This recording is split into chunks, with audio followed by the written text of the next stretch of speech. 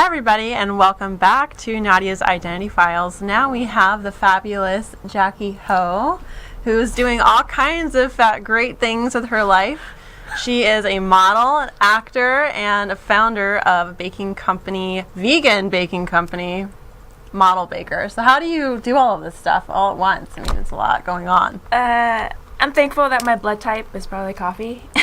Actually, I had like blood type coffee. Yeah, pretty much. Like a soy grande latte with 4 shots, which is what I had earlier. Oh, yeah. I would be a complete hot mess right now if I had had that many shots of caffeine.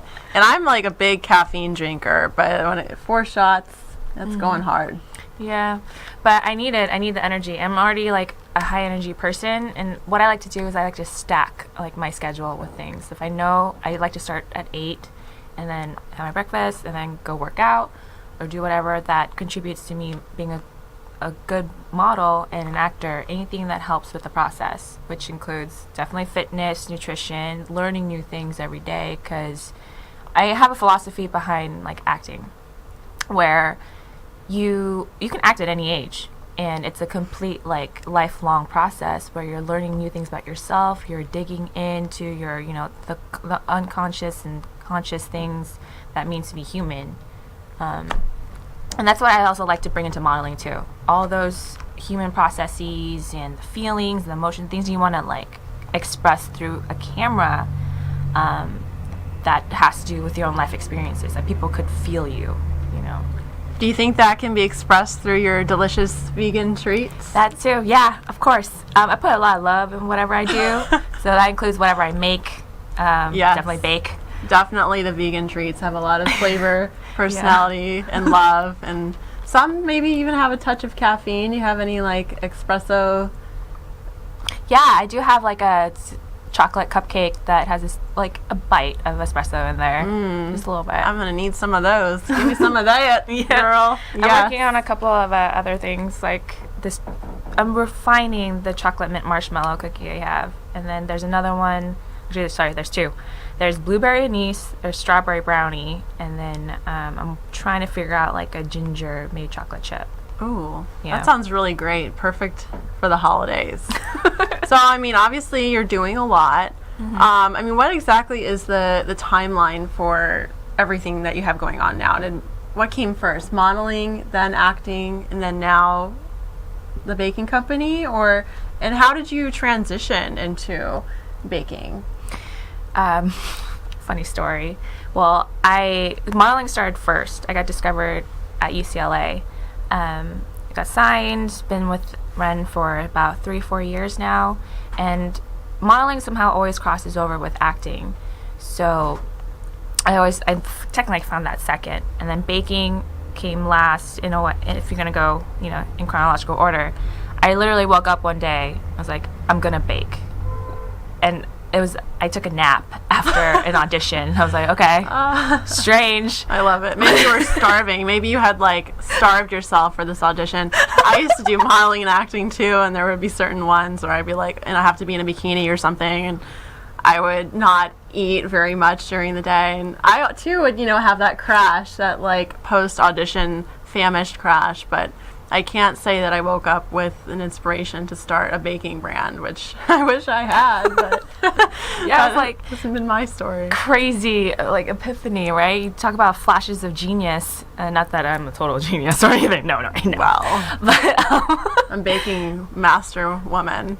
I decided to do vegan gluten-free only because, one, I thought it was interesting to approach baking in an unorthodox way, where you can substitute milk, butter, and eggs, all things that are embedded in traditional baking, it's like you can't separate your mind from that. Right. I like to substitute with like healthier ingredients. Like you got olive oil, you got applesauce, you got fruit and veggie like purees that act as great binders as opposed to just, eggs. I love the scientific process of how eggs affect baked goods, but there's just something else about the intellectual challenge of using like substitutes. It allows you to think outside of the box in addition to providing healthier treats for people. Yeah. And clearly you have a lot of alignment with your modeling background because your brand is called Model Baker. I mean, in many ways, are you have you crafted the brand to appeal to other models in the sense that it's so healthy, or is it more because you are the model baker? You're a model and you're baking and you're awesome. I mean, what was your process for coming up with the name? I didn't realize how model baker was so straightforward until a couple of my other friends told me how straightforward my identity is to them. I'm like, oh, that's new to me. It's just, I feel like I'm always the person who just experiments and then I find this definition. Your identity is straightforward. Mm-hmm. Can you explain? I am a model and I'm a baker, but I also feel like I'm also the caregiver or caretaker. I like to take care of people who want to understand more about the healthy aspects of modeling and of baking, because I am surrounded by fitness instructors, definitely a lot of models and actors who are always concerned about their personal regimens and just overall fitness. And I think fitness also tends to be like a mental, physical, and spiritual holistic lifestyle. So I try to blend all that into Model Baker. Like, it sounds so simple, but it took a lot of work to figure out to not change it to something else, like to keep that identity. Right. Yeah. And you have a really cute little label for it. It looks just like you. Yeah. It has your hair. bangs and your little adorable little face. It's so cute. Thanks. Super cute. Yeah. So, I mean, when it comes to this, your identity being straightforward with respect to, obviously, in the branding sense, you feel it's very straightforward. Do you feel that way with other aspects of your identity, or are there parts of your identity you're still grappling with or trying to explore or flesh out for your own understanding, or maybe the understanding of others? Can you touch on that? For sure. I'm still figuring out how modeling works for me, because especially in this industry right now. Also, I am a model, but I am also in kind of like, quote unquote, the model minority. It's harder, I've seen, for young Asian women in the modeling industry to get work. And I've been at that end for a long time. And I've always been chosen because I'm different, but it's like, I want to be different, but good enough to be seen out there and represent, my ethnic group. Right. And empower young girls at the same time that if you're different, you can be accepted and you should embrace your individuality.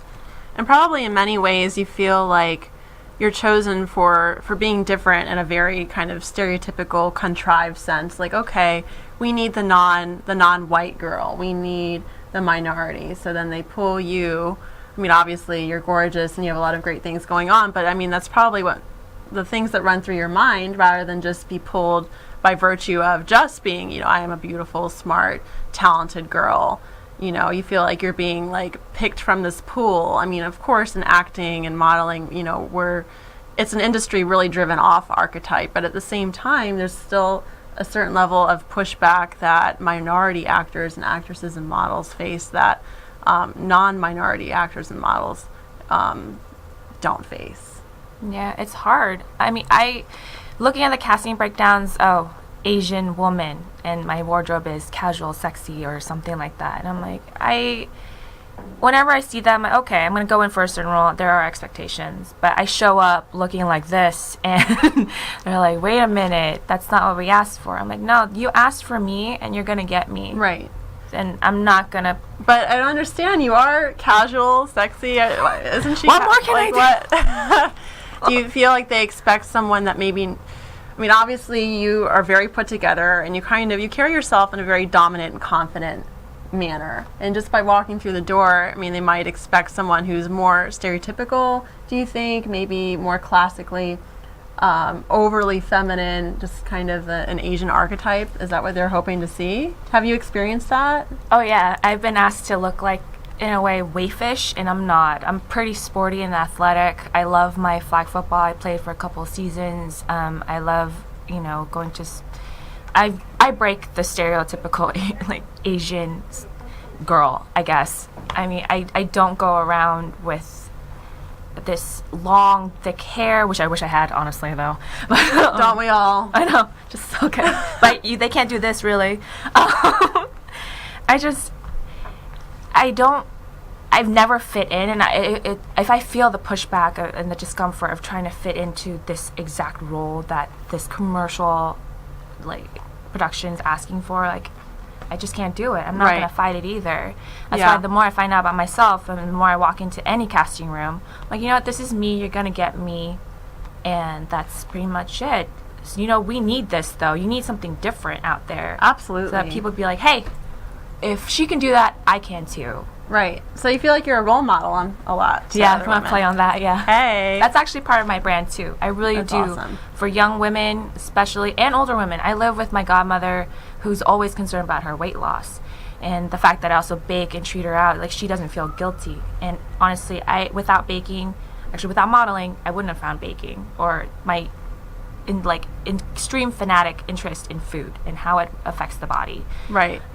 So yeah, that's what I want. I found myself surrounded by women who need to be empowered, who need to we need to uplift each other for sure. That's part of my brand too, especially through food. Like, that's the number one thing a lot of women are concerned we about. all come together through yummy food, especially some vegan brownies. Yeah.